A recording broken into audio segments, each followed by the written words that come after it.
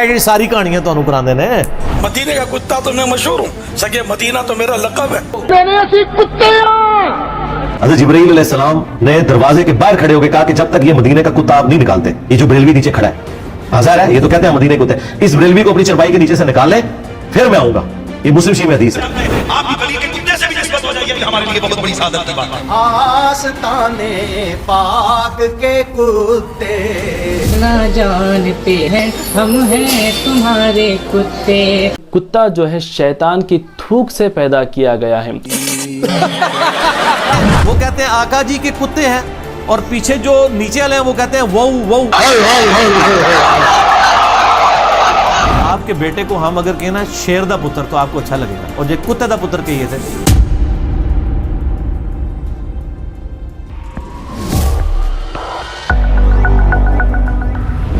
अस्सलाम वालेकुम, मेरा नाम है राना अरबाब और आप देख रहे हैं रिबटल यूट्यूब चैनल। आज की वीडियो में हम बात करेंगे कुत्तों के बारे में। मेरा मतलब है कि वो कुत्ते जो कुछ उलमा अपने आप को कहलवाते हैं कि हम कुत्ते हैं, मतलब सगे मदीना कहते हैं अपने आप को, कुछ कहते हैं कि हम नबी इस्लाम का कुत्ता है, कुछ पीरों का कुत्ता है, कुछ गोश्त पाक का कुत्ता कहते हैं अपने आप को। इस तरह के जो कुत्ते हैं, मतलब इस तरह के जो उलमा हैं अपने आप को कुत्ता कहलाते हैं, वो तो मतलब फखरिया कुत्ता कहलाते हैं। एक तो होता है ना किसी को गाली देना हो कुत्ते, वो वाला सीन नहीं है इधर। ये जस्ट उनसे मतलब तशबीह देते हैं एक हिसाब से कि हम मतलब उनके गुलाम हैं, इस तरह की। हालांकि नबी इस्लाम ने जो है वो कुत्ता घर में रखने से मना फरमाया है कि उस घर में फरिश्ते नाज़िल नहीं होते। आप लोगों को सबको पता है ये हदीस का। तो फिर इस तरह ये अल्फाज यूज करना अपनी गुलामी जाहिर करने के लिए कि हम कुत्ते हैं, तो ये पहले वीडियो देखते हैं। सैयदों का कुत्ता हूँ मैं। क्या बोला तूने? इनके कुत्तों का कुत्ता हूँ। कुत्ता है तो कुत्ता तो हूँ, तो मैं तो हूँ ही ना। मदीने का कुत्ता तो मैं मशहूर हूँ, सगे मदीना तो मेरा लक़ब है। हम कुत्तों से बात नहीं करते। लक़ब ये मैंने खुद लिया है, लक़ब किसी ने दिया नहीं है, सगे मदीना। अरे कहना क्या चाहते हो? कुत्ते हम कहते हैं हम गौस पाक के गली के जनाब वली तो है नहीं कि हम कहें कि आपका कदम हमारी गर्दनों पर। हम तो कहते हैं या सुगो से सकलैन, ए गौसे आदम, आप अगर निस्बतों में मागजी का ये अंदाज इख्तियार करते हैं, आपकी गली के कुत्ते से भी निस्बत हो जाए, ये भी हमारे लिए बहुत बड़ी सादत की बात है। कुछ कहम ही नहीं है आस्ताने पाक के कुत्ते, जमाना पल रहा है खा के टुकड़ा गौसे आजम का। इतना जानते हैं हम हैं तुम्हारे कुत्ते, हम इतना जानते हैं हम हैं तुम्हारे कुत्ते। हम उसको चीर देंगे, हम उसको चीर देंगे, दुश्मन है जो तुम्हारा। या आला हजरत हजरत, या आला हजरत, या आला हजरत। आका जी के कुत्ते हैं वो वो वो वो। सर आप हंस रहे हैं, यानी ये वो नारा लगवाते हैं, वो कहते हैं आका जी के कुत्ते हैं, और पीछे जो नीचे वाले हैं वो कहते हैं वो सिखाते हैं कि आप ये कहो वो। आका जी का कुत्ता है, गोरा है या काला है, तो आका जी की अजमत के सामने हमारे तो कुछ नहीं है। तो आका जी के कुत्ते बन के हव हव करो।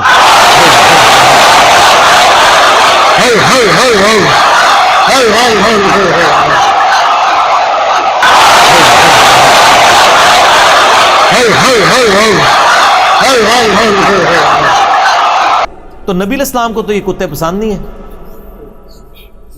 वो कहते हैं हम इश्क में कह रहे हैं कुत्ता बड़ा वफादार होता है, और फिर दलाइल देखें क्या देते हैं, ये भी देते हैं, बरेलवी देवबंदी भी देते हैं। वो कहते हैं जी सैयदना अली के लिए हैदर का लक़ब है कि वो शेर खुदा है, हमज़ा इब्ने अब्दुल मुत्तलिब के लिए है वो शेर खुदा है।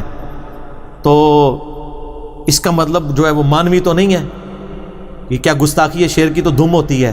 अली करमल्लाहु वजहुल करीम का लक़ब किसी को मालूम है? शेर खुदा है। शेर खुदा का लक़ब तो शुरू से चला आ रहा, आज तक किसी बुजुर्ग ने किसी आलिम ने मना किया हो तो मुझे बता दे।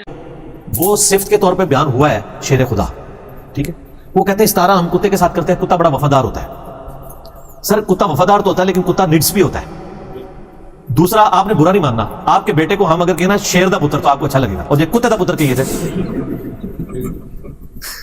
इस तारे के तौर पे, मदीने के कुत्ते दा पुत्र हजम हो जाएगा। मदीने के शेर का बच्चा कहेंगे तो सबको अच्छा लगेगा। या कोई शख्स के मैं शेर दा पुत्र, इसकी वजह वो के वो वाला। और सही मुस्लिम में हदीस है, हज़रत जिब्रील अलैहिस्सलाम नबी इस्लाम के घर के बाहर खड़े हुए, आपके उस वक्त ज़रा आपको घर के दरवाजे नहीं होते थे, सिर्फ पर्दा होता था। तो कोई कुत्ते का बच्चा जो है वो नबी इस्लाम को टिल्ला छोटा आपकी चरपाई के नीचे आके बैठ गया। तो जिब्रील ने कहा कि हम उस घर में दाखिल नहीं हो सकते जहां पे कुत्ते हों, तो आप इसको पहले अपनी चरपाई के नीचे से निकाल दें। सर जाहिर है कुत्ता कह रहे हैं अपने आप को, ठीक है, कुत्ता तो फिर ये है, कुत्ते का ये स्टेटस है। फिर हम तो इल्मी बात करेंगे, इसीलिए इनके पास आखिरी पता क्या होता है, कहते हैं बस इल्म बस का नहीं हो, यहां ज्यादा इल्म हासिल करो बंदा गुमराह हो जाता है। सर हम कहते हैं ज्यादा नहीं, आप थोड़ा सा भी हासिल कर लेना, आप गुमराही से बाहर निकल जाए। ओ जी इश्क के चले नंबर लगे, इश्क में सब कुछ जायज है। सर हम कहते हैं अबू दाऊद तिर्मिज़ी में माजा में हदीस है, एक शख्स ने आके नबी इस्लाम को सजदा किया, आप सल्लल्लाहु अलैहि वसल्लम ने फरमाया सर उठा, ये क्या कर रहा है? उसने कहा कि जी मैं कूफे के पास हीरा नामी शहर था, वहां गया तो मैंने देखा लोग अपने सरदार को सजदा करते हैं, तो मैंने कहा कि हम आपको सजदा करें। आप सल्लल्लाहु अलैहि वसल्लम ने फरमाया अगर मैं सजदा जायज समझता तो बीवियों से कहता कि अपने खामदों को सजदा करें उस हक के सबब जो अल्लाह ने उनको दिया। और उसमें आगे अल्फाज भी है, जब मैं फौत हो जाऊंगा तुम मेरी कब्र से गुजरोगे, क्या कब्र पे भी सजदा करोगे? हाय हाय, नहीं यार रसूलल्लाह, कब्र पे नहीं करूंगा, इतना मैं गुमराह नहीं होगा। उससे अभी तो नहीं कहा कि इश्क दे चले नंबर ले गए, कहना चाहिए था या रसूलल्लाह इश्क में कर रहा हूं, मैंने आपको कोई खुदा तो नहीं माना, मैंने आपको मुस्तकिल बिजात तो नहीं माना, मैंने आपको जाती तौर पे तो नहीं माना, अताई तौर पे। ऐसी सारी कहानियां तो करा देने 14वीं सदी दिया। कुत्ते की वफादारी को आप बुनियाद बना के रसूलुल्लाह के साथ वफादारी के लिए अगर आप अपने आप को मंसूब करते हैं, तो क्या मौला अली ने कभी ये वफादारी दिखाई है इस तरह की? तो आप फिर बता दें कि आपको ज्यादा वफादारी समझ आ गई है। आप मौला अली से बढ़ के आशिक रसूल हैं, आप अबू बकर उमर उस्मान अली रज़ियल्लाहु अन्हुम अजमईन अलैहिमुस्सलाम अजमईन से बढ़ के ज्यादा जो है वो आशिक रसूल हैं, कि आप इस तरह की मिसालें बयान कर रहे हैं। तो अब हम आपको बताएंगे कि कुत्ते का मतलब वजूद कैसे आया, कुत्ता पैदा कैसे हुआ, किस तरह कुत्ते को बनाया गया। तो पेश खिदमत है मौलवी साहब की डॉक्यूमेंट्री। अल्लाह तबारक व तआला ने हज़रत आदम अलैहिस्सलाम का पुतला मुबारक तैयार किया तो फरिश्ते उसकी ज़ियारत के लिए आया करते थे, मगर शैतान लाइन हसद में जल भुन जाता और इसी हसद की वजह से उसने हज़रत आदम अलैहिस्सलाम के पुतले पर थूक दिया और उसका थूक हज़रत आदम की नाप की जगह जाकर के गिर गया। फिर अल्लाह ने हज़रत जिब्रील को हुक्म दिया कि उतनी मिट्टी निकाल कर कुत्ता बना देना।